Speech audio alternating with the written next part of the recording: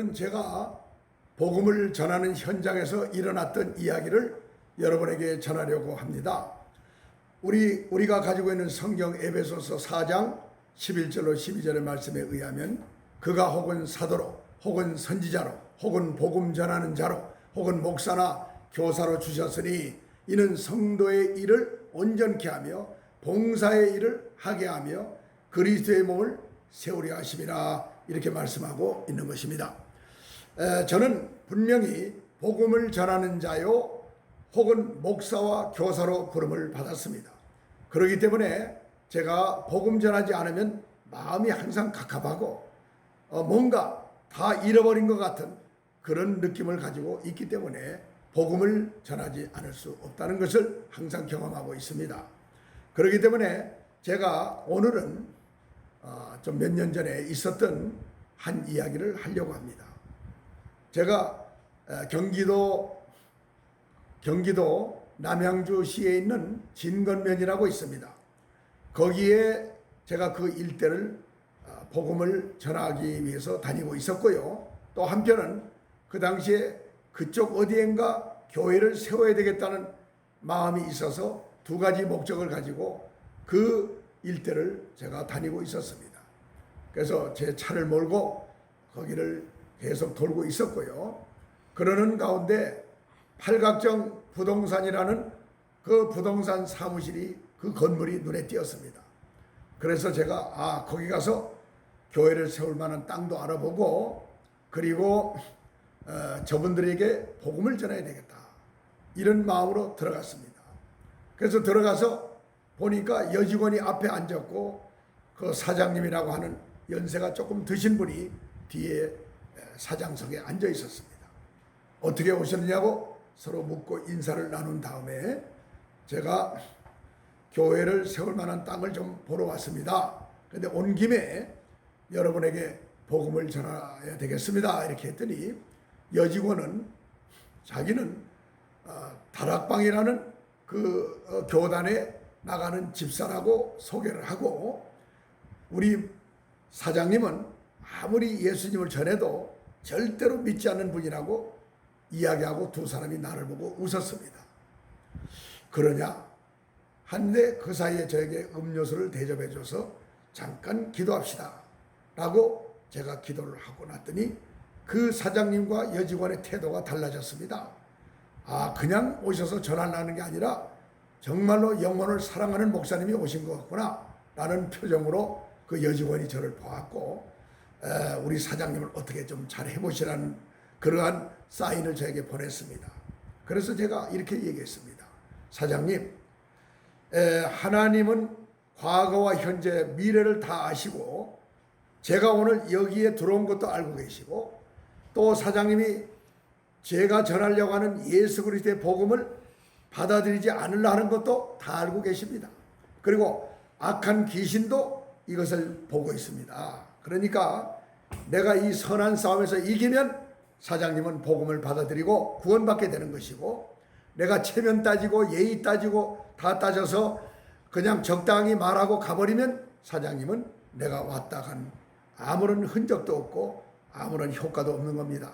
그러니까 세금 붙는 것도 아니고 돈이 들어간 것도 아니니까 제가 드릴 말씀을 좀 있으니 조용히 얘기 좀 합시다. 그렇습니까? 그러면 상담실이 뒤에 있으니까 글로 가시자고 저를 안내를 했습니다. 그래서 제가 그 상담실로 가서 앉아서 다시 한번 그분을 위해서 기도하고, 왜? 기도는 기적을 일으키기 때문에, 기도는 역사를 일으키기 때문에 반드시 그가 듣든지 안 듣든지 이해를 못하든지 저는 기도하게 되어 있습니다. 그할 때 성령님이 역사하시고 그 다음에 천사들도 와서 제 사역을 돕게 되어 있다는 걸 저는 알고 있습니다. 그래서 간절한 마음으로 한 5분간 기도를 하니까 그분이 잘 듣고 있었는데 아멘 하세요 하니까 자기도 모르게 엉겁결에 아멘 하는 걸 봤습니다. 그때부터 제가 복음을 전했습니다. 여러분도 알다시피 복음을 전한다는 것은 예수 그리스도를 전하는 것이고, 예수를 전한다는 것은 바로 천지 만물을 창조하신 하나님을 전하는 것이고, 그리고 왜 우리가 예수를 믿어야 하느냐? 천국과 지옥이 없다면 예수를 굳이 믿을 필요가 없다.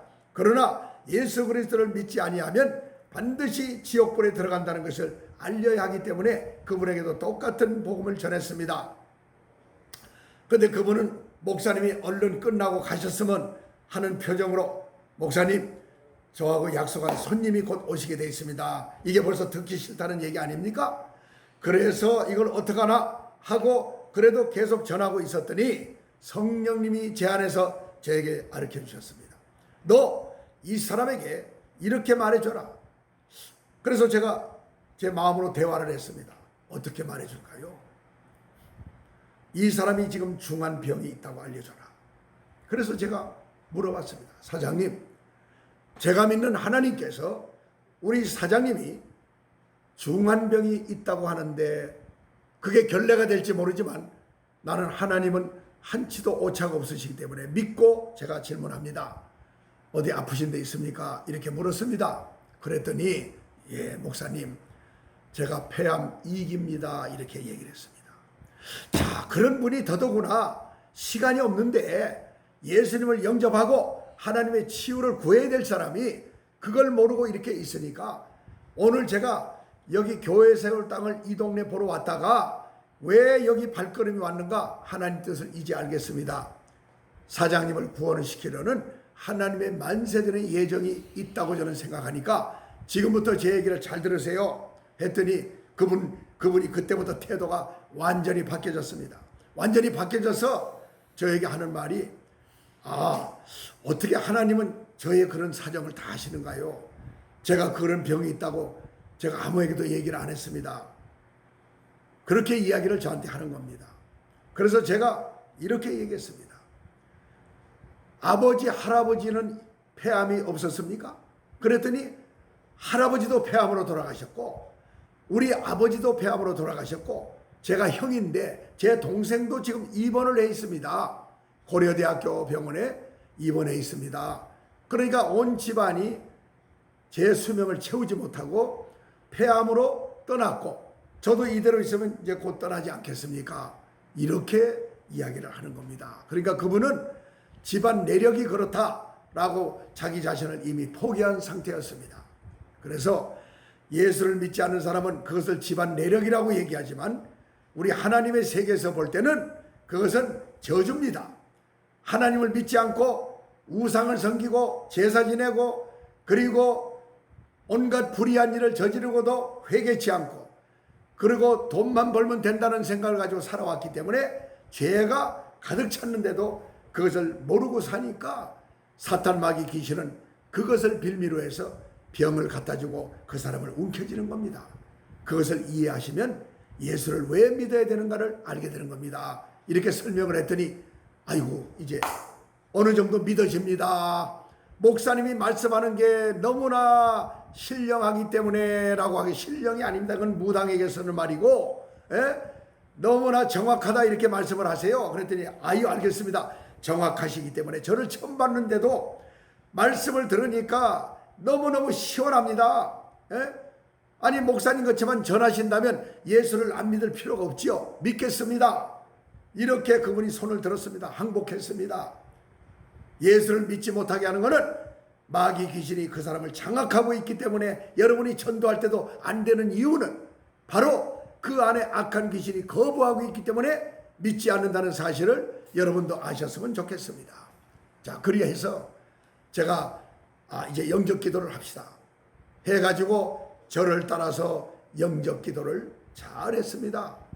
마치고 났더니 제가 이제 그분을 위해서 안수 기도를 해줬습니다. 하나님, 이 팔각정 부동산의 사장님이 오늘 드디어 예수님을 영접했고 하나님을 아버지로 모시기로 했습니다. 이제 성령님께서 친히 이 형제를 이끌어 주시고 또 말씀으로 도와주시옵소서. 말씀으로 세워주시옵소서. 새 사람이 되게 해주시옵소서. 거듭나게 해주시옵소서 하고 기도를 간절하게 해 주었더니 그러면 이분이 아멘을 따라 했습니다.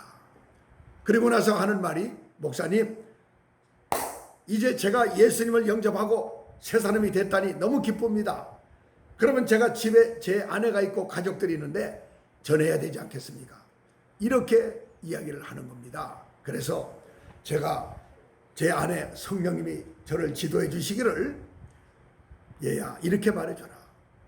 네 안에는 너보다 더 강한 마귀의 역사가 있는 사람이니 가서 함부로 말하지 말고 너가 믿음이 완전히 자리 잡을 때까지는 비밀로 붙여라. 그리고 네 믿음이 온전히 선 다음에 그때 복음을 전해서 가족을 구원시켜라. 이렇게 저한테 성령님이 말씀해서 그대로 전해줬습니다. 아, 그렇습니까? 근데 제가 믿고 보니까 지금 믿기로 하니까 너무 기쁜데 이걸 어떻게 참습니까? 제가 오늘 가서 제 아내부터 전하면 안 되겠습니까? 또 묻는 겁니다. 절대로 하지 마세요. 복음을 전하는 건 급한 일이지만은 성령님께서 순서를 정해줬으니 팔각정 사장님이나 똑바로 믿으시고 그 다음에 부인과 가족들을 전했으면 좋겠습니다. 그리고 병원에 입어 있는 동생도 혼자서 전하기 어려우면 제가 함께 가서 전하겠습니다. 이렇게 했더니 알겠습니다. 절대로 말하지 않겠습니다. 그리고 헤어졌습니다. 예?